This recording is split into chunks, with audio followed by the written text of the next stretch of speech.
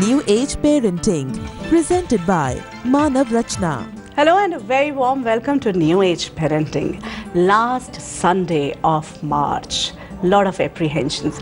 New session is just about to begin and there's a major shift for those toddlers, those small kids who are shifting from preschool to the big school. And that is what we are going to talk today, because there are a lot of parents who have apprehensions, who've asked us to talk about it, because this big shift is important not only for every child but also for the parents, because this is the time when they have to learn to let go, and this is the time when child has to fend for himself, and there are a lot of things which are opening up. So from your child's eyes, what is the view which he gets of the big world? Time now to move over to soul searching.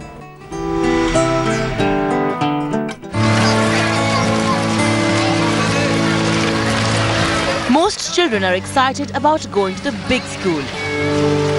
They adjust well with the changes it brings, while others find it stressful. It should be a time of great excitement and new beginnings for the child and his or her parents while bidding goodbye to preschool. Meeting new teachers and making new friends at the new school. For children, the primary school buildings are bigger with its sheer number of rooms, kids, adults, and new set of rules. Those first days at school can be an anxious time for parents who wonder how the child will manage on his or her own. Parents worry about child's social ability to make friends, ability to sit, and often it's the parents who get a bit overwhelmed and have to hold back tears as their child takes this next step on life's journey. Sometimes while the child is ready, parents find it difficult to let go. Often children who are found crying at the beginning of the class settle down and are comfortable later.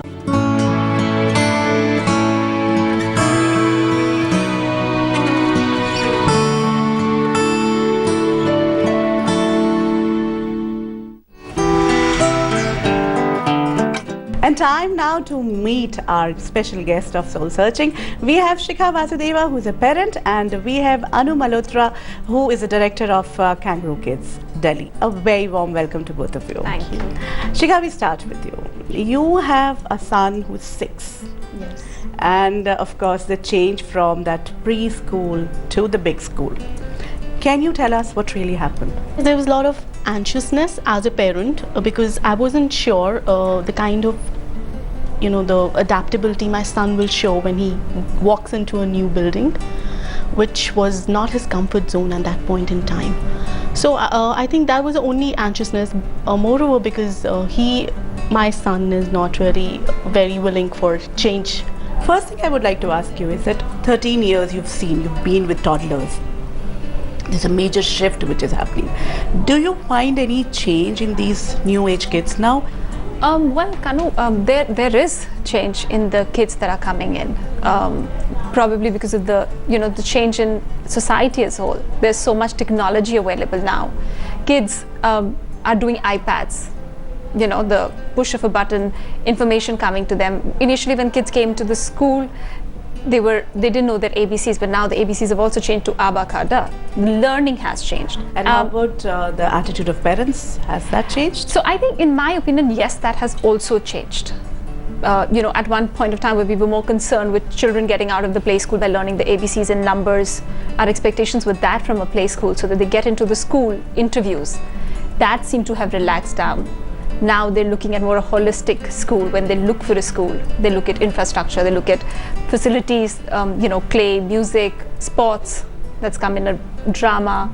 So parents have started looking beyond, an academic pressure, which is great, which is why it is stress-free now.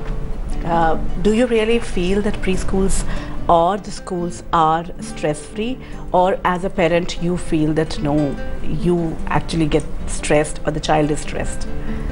I think more than the child is the parent who's stressed these days, and I think we should it's high time we need to find a solution to that, because through us otherwise the stress goes to the percolates down. What is the stress? See, if we look at it now, what Anu is telling, that it starts from the preschools. The changes are happening. The holistic approach is being used, in preschools also and in schools also.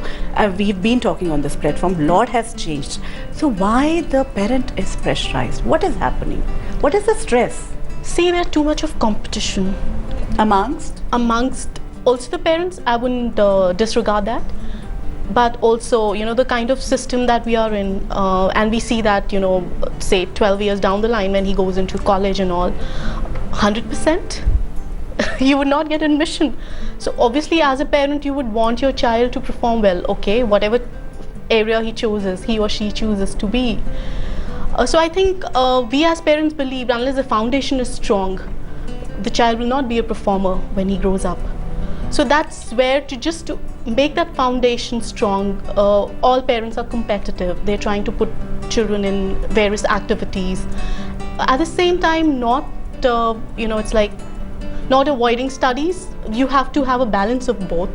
So we feel that pressure of balancing act between studies and extracurricular. Whereas the reality is that if we look at today's adults also, or maybe kids who are coming out of schools, who are trying to go into higher education, do you know any child who's just come out of school and has not taken admission in a good college or university? Do you have any example? Not at the moment that I can think That's of. what I'm saying. The things have changed.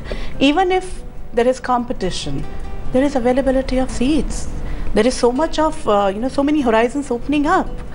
Parents are ready to open up for different professions. Then, Anu, why this pressure on parents starting from, a parent of a toddler? I think it's got to do with some kind of parents and some not. I think there's a mixed parenting sort of there. So like she said, there are some parents who are worried about class 12, understandably so, because they're thinking, even a 95%, even a 97%, no good college is admission is guaranteed. So they're working academically, they're very academically focused. Yeah, there are this new age of parents who are saying that it doesn't matter. I'd go along my parenting with my child and see where he guides me to whatever he's interested, and I will try and brush up his interest and see if he can make a career out of it, and create a niche for himself in that area. So it's just the call that we will have to take. Still, I have found a lot of parents who actually, for them, academics really matter. Even if he's doing extremely well in the co-curricular activities, there is this despair, when the child is not able to do well in academics. Yeah, academics is important. I won't deny that. Even for me as a parent also, academics is important. But do I want to see my child in the first 10 if he doesn't have the capability? No, not really. Are you ready to accept that he doesn't have the capability? I'm not ready to accept that he doesn't have the capability. I'm ready to force him to his capability, but I'm not ready to force him to reach that first 10. Yeah, that's beautiful. I don't want to force him to be in that first 10 race. So what happens when I see that, or am I ready to accept that he may not have the capability to be in those first 10 positions? Why? Acceptance is there. I mean, if he's not going to be among those first 10, I'm okay with it, but I need to discover first what his interests are.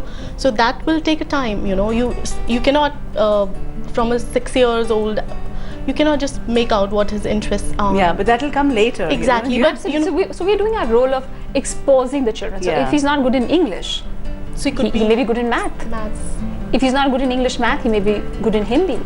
And I'm not accepting that he's not good in either. So I am anyway progressing towards making the child get exposed to all 3 languages and help him along thing. But am I asking him to be first in the class all the time? No. Yeah, that's what I wanted to change. That has it changed? Because you also is a parent of 2 beautiful young kids. Is that, that he may not be good in maths, but may be good in English. And because there was a time when parents were not ready. They wanted them to do well in all the subjects. But has it changed now with young kids? So Are you finally ready to accept? It may have in my case particularly, it has changed to the fact that I think I've analyzed my elder one, and younger one is too young to be analyzed, but I've analyzed my younger one. He seems to be more rational, more number oriented. So even though he accepts that he doesn't want to study, I personally see that there's a scope of math in him. So I'm exposing him to maths, to abacus. The choice is his, whether he takes a Kumon or an abacus or whatever vehicle he chooses it. I've exposed him to all. He has to decide the vehicle that he chooses in. But at some point of time when it gets too pressurizing for him, I will step back. But yeah, like you said, I'm not saying that I doubt his capability, and I've accepted that he's not there. Yeah, so, but do you think really that you'll be ready to take a step back? That's okay. That will come later. Sure. Yeah, because we keep on saying, because we are aware now, but when it comes to the practical, we have our own apprehensions and fears. Shikha, how much fear of a parent gets transferred to the child at this young age also? I think a lot. Now we have, like awakened parents who really wanting to do the best. But how about different ideology of both the parents? That matters How a much lot. is it affecting? I know, totally agree. I think you have to be in tandem with your better half. Yes. If that doesn't come along, then I think the parenting just goes haywire, and then I don't know what happens to the child. You in must this have case. been dealing with a lot of these new age parents as well. Yeah. So what is really happening? What is your experience, as a director of this preschool? I just agree with you. Like many of the cases, many of the parents who come in, mother and father are on different tangents, and what happens is ultimately leads to a confusion in a child's life. So either he's completely quietened for no reason, or he's just so hyperactive that you're not able to reason it, Contain it, yeah. yeah. So I agree with you, it has to be shared. I mean, some bit of it's happening, but a lot has to be achieved. I know a lot of parents haven't sat back and sort of defined parenting roles. Definitely. I That's agree. very important, that even if we've become aware, we really need to come to one conclusion. We have Shikha Vasudeva and we have Anu Malhotra. See, Shikha, we were talking about, like different ideologies of parents. What are the different ways of parenting we're not coming to terms with? Basically, there's nothing wrong with kids and parents. Basically, it's the communication gap which is not happening, especially with our, between the parents also, and which gets transferred to the child. What is the effective way? Because both might be right in their perspective. So there is in my opinion, the children nowadays, like you said, have changed. They have got more aware. They're more reasonable. You can reason out with them. In an example, let's say I don't want to go for XYZ class, and most of the parents would say, no, you have to go. I paid for it and you have to go. How about letting them decide for themselves? Or how about asking them why they don't want to go? Is it because they're not enjoying it? Or is it that they just don't want to go for it today? Or is it the teacher is not so great? And maybe some answers to the problem will arise from the communication. But how about letting them make the decision, or at least guiding you to what's their that's apprehension? beautiful. Let the child guide you for the parenting. Is it possible? Our belief systems, our whole thought process, and then communication problems with the spouse. Is it practical? Can it happen? It can happen. I wouldn't say it can't happen, but again, a lot of dialogue between all of you in the family. And so many times child just clams up. Exactly. He's not talking. He Then would what just to get do? into his shell, which is difficult to break, and I think most children do that quite often. So I think the only channel is just talk and talk more. Or maybe be present. Yeah, that also helps. I have seen that in my own case. Just being around helps a lot. Yeah, because then the child starts opening up. True. When we sit and try to talk to him, he doesn't talk. Yeah. But when we're around, then he starts talking on his own. Yeah. So as parents, do we have that kind of time? Are we giving that kind of time? No. That's what I'm asking you. What is needed? Time. You took a big step, and on this platform, I wanted you to talk about it. Nobody pressurized you. Yeah. Nobody said anything to you, but then you took your own call and decided to quit your job. Are you regretting it? It was a good job.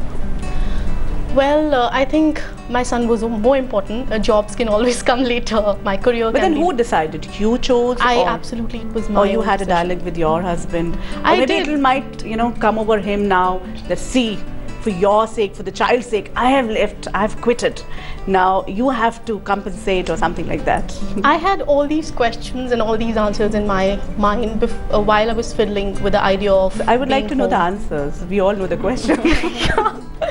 Precisely, the answers were I could regret, I couldn't. It all depends on how the conclusion or the eventual end is. That is with regards to the upbringing of my son. So there were a lot of things I was not able to do with him. I was not able to spend much time with him, and I have found a lot of behavioral issues with him.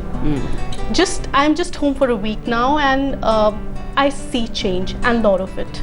So I think this decision, I wouldn't regret this decision at the end of the day, or end of my life probably. Yeah, that's beautiful, because it's not a sacrifice. You chose. But most of the parents you find, especially mothers, who choose to be with the child, especially in these, really important years. Yeah. What happens later? Do they regret? I wouldn't know that, but it's like she said, it's a choice that you need to take. What's more important for you? Of course, for a woman, both are important, career and family. But if it comes to who needs you more at a point of time, maybe she's quit her job now because the child needs her more, and maybe she's able to make the child more confident, and along the way, 3 years, 4 years, he's independent, and that's when you realize that now the career is more important. So it's a phase of what's more important, what needs you more. I think we kind of balance that. You took a counseling session, or it was your, maybe the teacher also talked to you about it. What actually made you choose this? Behavior, his changing patterns, not being able to adapt to the daycare. We've always said that, women have to take the decision. But you were able to take the decision. I was, That's a beautiful thing. And actually, this is what I wanted to talk, that, of course, one decision the mother takes is that, okay, I'll be more around him. But how about, parents who are working, preparing their child for that big thing? What exactly you would like to tell parents, from this platform, that now the big leap, April is on, and a lot of parents are having these goosebumps and really are apprehensive, what will happen to my child? So what would you like to suggest? The first and the most important thing that I would want to tell all the parents is that, how getting into schools is not easy. We all know that. Tougher more getting into a school of your particular choice. So the first thing is about anxiety about the school admission that's happening to all the parents should be really kept to themselves and should not be passed on to the children. A lot of preparation for a mainstream school should have already been started, like independent eating, like she said, toilet training. They would have got the newer areas where you can now work at is when you have a school in hand. Get your child accustomed to the school. So, 2 days before the school opening, you can just go to the school, take a walk around, make him familiar with the environment, his teacher, his class. Those are the things. And if you could read books, there are lots of books for the first day of school. The practical tips which are needed. Yeah, just emotionally, because books and reading is also sort of a very nice way to get across to children. Thank you so much, both of you, for sharing so much with us. Thanks a lot. Thank you so much. In fact, we really need to understand that this is the time when we have to learn to let go. And that, as a parent, is the most difficult thing. But then with practice, what we have heard today, it is possible. And then parenting is, of course, every time a changing process. At times, it's not easy for us to change our belief systems.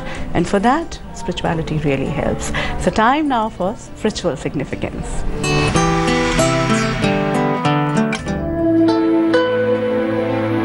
Letting go creates some degree of loss for parents.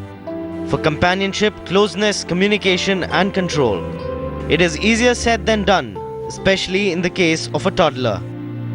Till this stage, the child has been completely dependent on you.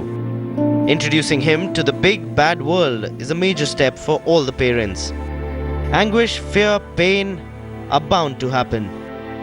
Don't reject or block them. Instead, embrace these emotions without giving specific thoughts or words to them. Once we accept and endorse our feelings without thoughts, we gradually let them go. But when we give words and thoughts to them, we drown in them.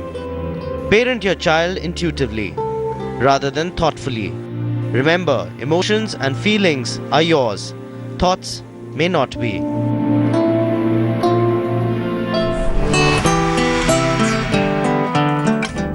That young baby, the young child who's been my world for so long, is now going to have his or her own world. Difficult to comprehend, but yes, spirituality really helps. But time now to understand what are my old belief systems which are creating pain for me, and maybe the new beliefs which I have created are not good enough or not maybe enough for me to allow the child to be. And for that, we have mapping the conflict. Old belief. If you want your child to learn swimming, throw him in the pool. He'll learn to survive. Similarly, let him go to the big school. After a few setbacks, he'll find his way. New belief. It's important to get involved in his everything and prepare him for big school. He is too sensitive to be left alone, and I don't want him to go through any pain. Solution. Every being has their own journey of learning, chosen by the being himself. Even if your child seems very fragile and vulnerable, remember that he's a matured, aware soul of his life journey. Be present, but don't interfere unless he asks for it. Old belief. All schools are the same. Their purpose is to impart good education and make a responsible, successful, all-rounder adult out of my child. New belief. New age schools have different learning processes, and also they focus on all the co-curricular activities for the overall development of the child. I want the world for my child. Solution. Each child is different with different interests. Expose your child to different options available, allow him to experiment and then decide. He might go through many experiments before settling down. Be patient and be prepared. Old belief. Academics is the most important thing even if he wants to pursue some hobby or co-curricular activity. Basic academics are a must. New belief. I want my child to do well in everything, be in academics or co-curricular. He can have special lessons for all these courses. Solution. Remember, every class, be it a hobby or academics, creates pressure on the child. Let there be a breathing space in his life. Not more than 2 classes in a week should be there for his overall growth. Time to take your leave, but as always, we would invite you to give your suggestions. You can email us or you can give us a call. New Age Parenting is a platform where we can have open chats, open discussions, and we would wait for your feedback. Till the time we meet again, enjoy parenting. New Age Parenting.